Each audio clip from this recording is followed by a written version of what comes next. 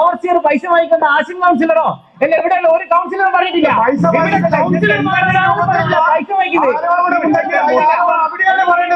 ക്രമക്കേട് കണ്ടെത്തിയതിനെ തുടർന്ന് 2 ഉദ്യോഗസ്ഥരെ സസ്പെൻഡ് ചെയ്തതും തുടർന്ന് ഉയർന്നു വന്ന അഴിമതി ആരോപണങ്ങളുടെയും പശ്ചാത്തലത്തിൽ വടകര നഗരസഭാ കൗൺസിൽ യോഗത്തിൽ ഭരണപക്ഷ പ്രതിപക്ഷ അംഗങ്ങൾ തമ്മിൽ വാക്പോര.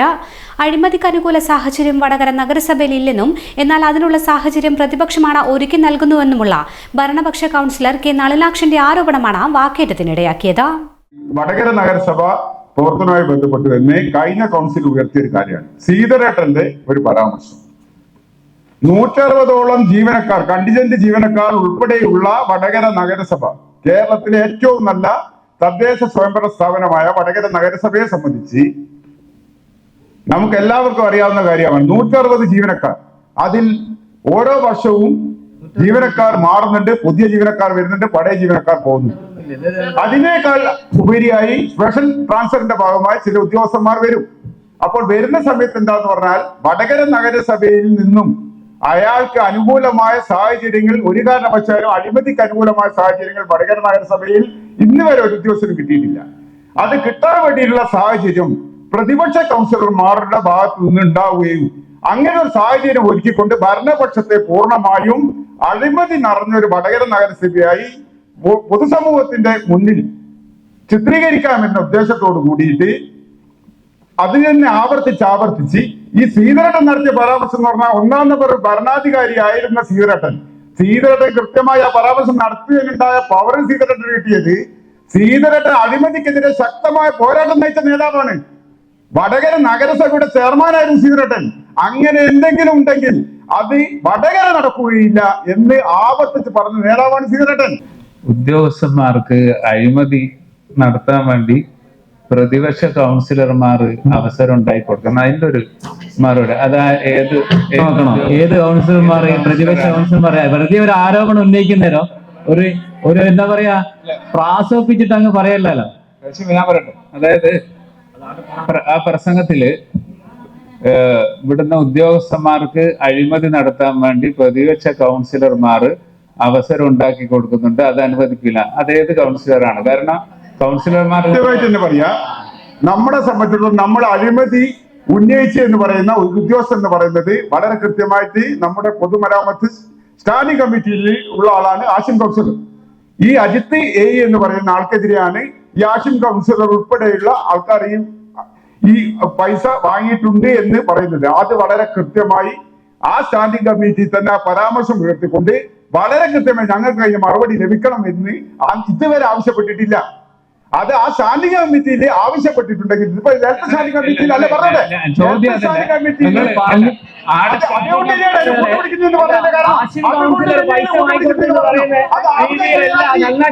അവിടെ ക്ലിയർ ആക്കി മുന്നോട്ട് കൊണ്ടുവരണം.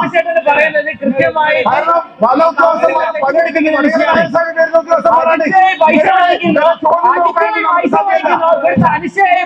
ഓവർസിയർ പൈസ വാങ്ങിക്കുന്ന ആശിം കൗൺസിലറോ അല്ല എവിടെയുള്ള ഒരു കൗൺസിലർ പറഞ്ഞിട്ടില്ല.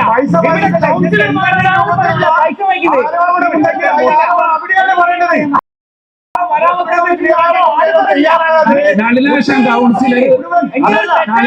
കൗൺസിലർ പറഞ്ഞ കാര്യം അതല്ല, സ്റ്റാൻഡിംഗ് കമ്മിറ്റി പറഞ്ഞിട്ടില്ലോ എന്നുള്ളതല്ല.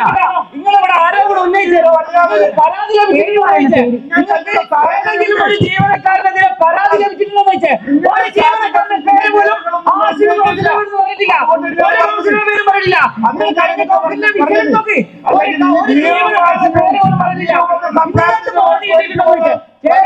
പരാതി കിട്ടിയിട്ടുണ്ടോ വെച്ച് ഏതെങ്കിലും ഒരു ജീവനക്കാരനെതിരെ പരാതി രേഖാമൂലം ലഭിച്ചിട്ടുണ്ടോ വെച്ച് ഒരു ജീവനക്കാരന്റെ പേരും ഒരു തസ്തികയും കൂടെ ഒരു കൗൺസിലർമാർ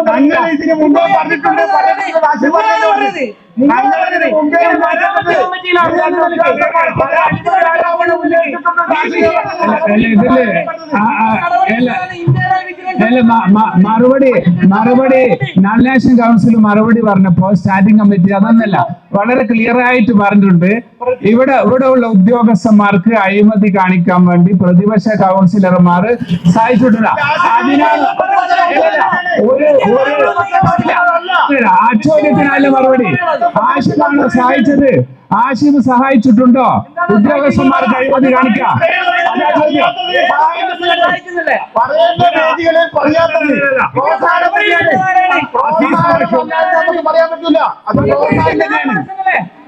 റെക്കോർഡ് പരിശോധിക്കാൻ ഈ അസീസ് വാഷും ആശും കൗൺസിലറും ഞാൻ സംസാരിച്ചിട്ട് ഏതെങ്കിലും ഒരാളെ ഭരണപക്ഷത്തിൽ നിന്ന് കൗൺസിലർമാരെ ഈ അഴിമതിക്ക് അനുമതി ഞങ്ങൾ പറഞ്ഞിട്ടില്ല. ഞങ്ങൾ വിഷയങ്ങളാണ് പറഞ്ഞത്. ഇപ്പൊ പറഞ്ഞെന്താ വെച്ചാൽ പ്രതിപക്ഷത്തിലുള്ള കൗൺസിലർമാർ പൈസ വാങ്ങാൻ സപ്പോർട്ട് ചെയ്ത് അത് ആരാണ് വ്യക്തമാക്കണം. കാരണം ഇവിടെ പത്രക്കാരുടെ മാധ്യമങ്ങളുള്ളതാ. അത് കൃത്യമാക്കിയിട്ട് നമുക്ക് അടുത്ത അജണ്ടയിലേക്ക് നീങ്ങാം. ആരോപണങ്ങൾ ഉന്നയിക്കുന്നുണ്ടെങ്കിൽ ആ ആരോപണം എവിടുന്നാണ് വന്നത്? നിങ്ങളാണ് 2 ഉദ്യോഗസ്ഥർക്ക് ഞങ്ങൾ അഴിമതി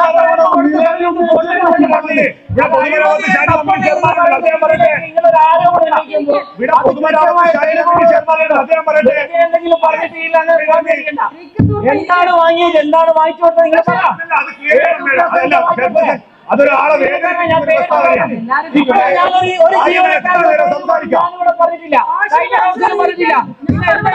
ഒരു ആരോപണം ഉന്നയിക്കുമ്പോൾ അത് എന്തടിസ്ഥാനത്തിലാണ് ഉന്നയിച്ചത് പറയണോ? പ്രധാന കൗൺസിലർ പറഞ്ഞു ഞങ്ങൾ മീറ്റിംഗ് കൂടി ഫോട്ടോ എടുത്തേക്ക് അത് അതിന്റെ അവജ്ഞതയോടെയാണ് തള്ളി. അത് ഞങ്ങൾക്ക് പ്രശ്നമല്ല. പ്രതിപക്ഷത്തുള്ള കൗൺസിലർമാർ പൈസ പാസ്സായിട്ട് അത് കൃത്യമാക്കണോ? എനിക്ക് അടുത്ത അജണ്ടയിലേക്ക് നീണ്ടു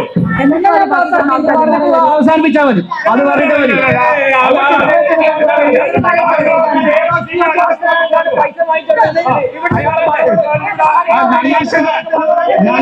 കൗൺസിലറെ മറുപടി തൃപ്തികരല്ല.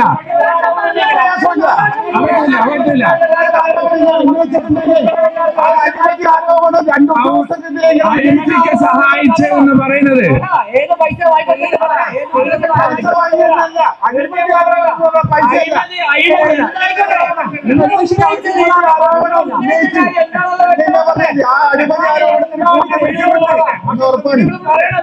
അങ്ങനെയല്ല പറഞ്ഞത്.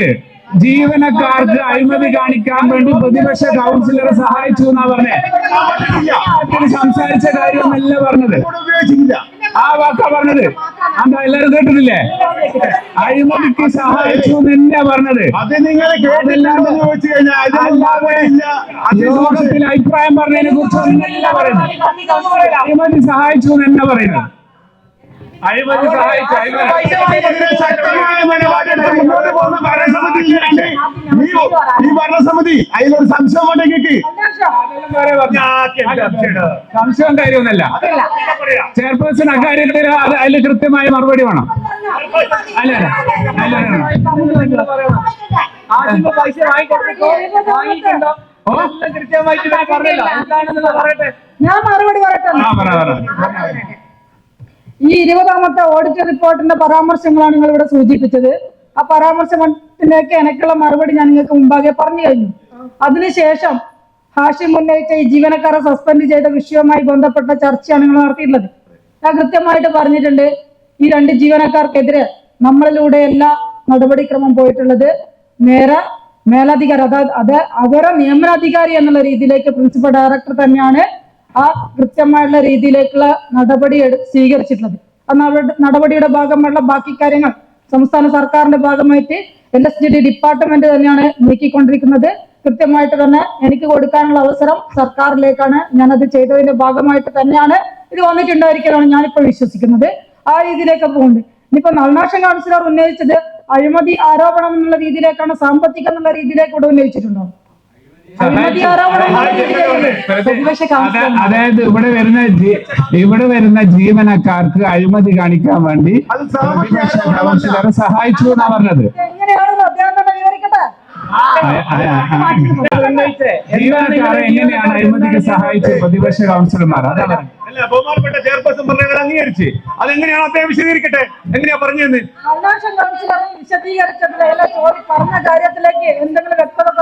വളരെ വ്യക്തമായിട്ട് തന്നെ പറഞ്ഞു തരാം. ഒരു വ്യക്തത കുറവിന്റെ ആവശ്യമില്ല.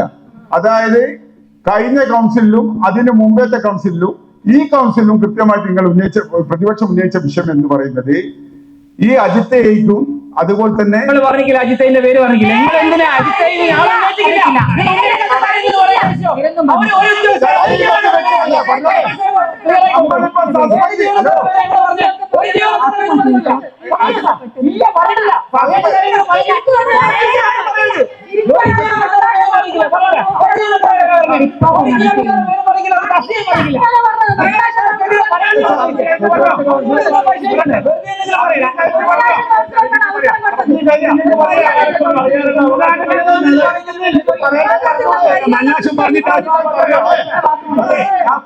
പറഞ്ഞോ ഈ കൗൺസിൽ തുടങ്ങിയ സമയത്ത് കംപ്ലീറ്റ് എഴുന്നേറ്റ് നിന്ന് 4-5 പ്രാവശ്യം എഴുന്നേറ്റ് സംസാരിച്ച് ഞങ്ങളല്ലേ പിന്നെ എന്തോ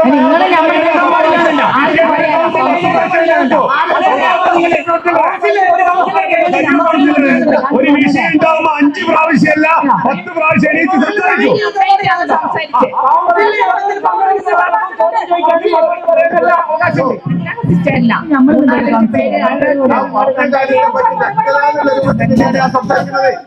അതായത് 2 ഉദ്യോഗസ്ഥന്മാരെ സസ്പെൻഷനായി വടകര നഗരസഭയിൽ. ഈ 2 ഉദ്യോഗസ്ഥന്മാർ എന്ന് പറയുന്ന സമയത്ത് അവരുടെ പേര് നന്നാക്ഷം പരാമർശിച്ചാണ് തെറ്റ് എന്നാണ് ആശിം കൗൺസിലർ പറയുന്നത്. പത്രമാധ്യമങ്ങൾക്ക് പേര് എഴുതാം, അതുപോലെ തന്നെ ദൃശ്യമാധ്യമങ്ങൾക്ക് പേര് സഹിതം ആളെ പറയാം. നല്ലാശനെ സംബന്ധിച്ചിടത്തോളം വടകര നഗരസഭ ഭരണസമിതി രീതി നമ്മൾ ആ ചർച്ച വരുന്ന സമയത്ത് സസ്പെൻഷനായ ഉദ്യോഗസ്ഥന്മാരെ പേര് പറയാൻ പാടില്ല. ഇതെന്താണ്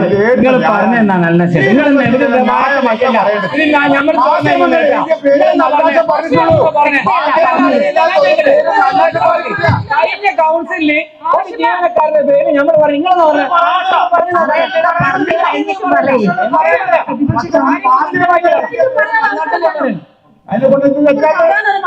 മാധ്യമങ്ങൾ എഴുതിയ പേര് നല്ലാക്ഷം പറയുന്നത് എന്ത് തെറ്റാണ്?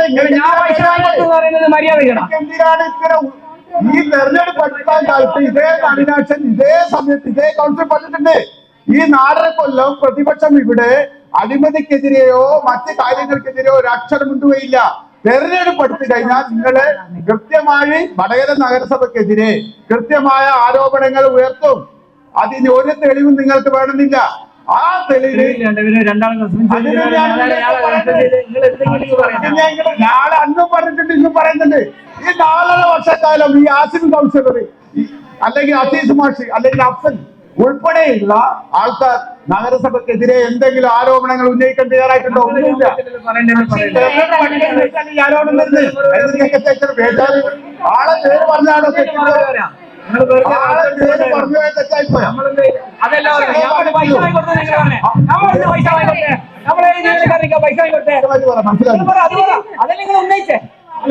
ബഹുമാനപ്പെട്ട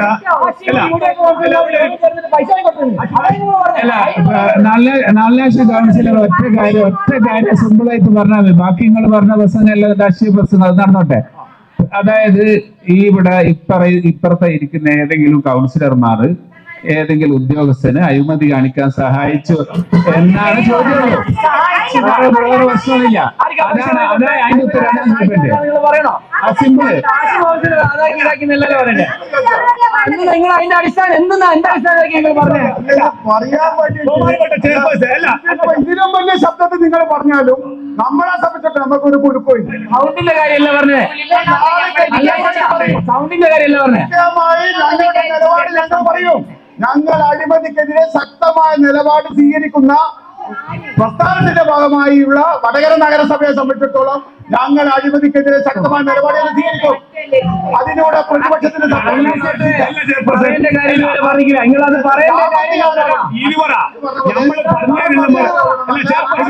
സാമ്പത്തിക ആരോപണം നന്നാക്ഷം പറ്റിട്ടില്ല. ആരോപണം എന്നേ പറഞ്ഞിട്ടുള്ളൂ. സാമ്പത്തിക ആരോപണം നന്നാക്ഷം പറ്റില്ല. ആരോപണം എന്നേ പറഞ്ഞിട്ടുള്ളൂ.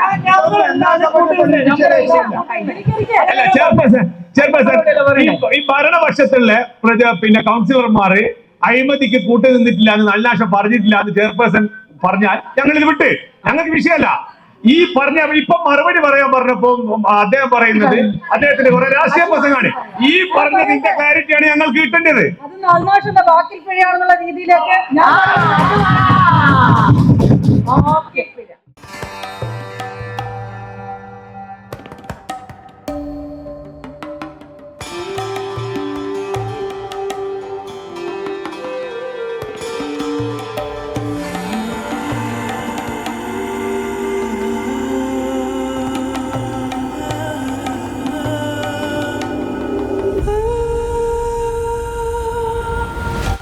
Pavitra Vivah Bridal Collections by Shobhika Weddings.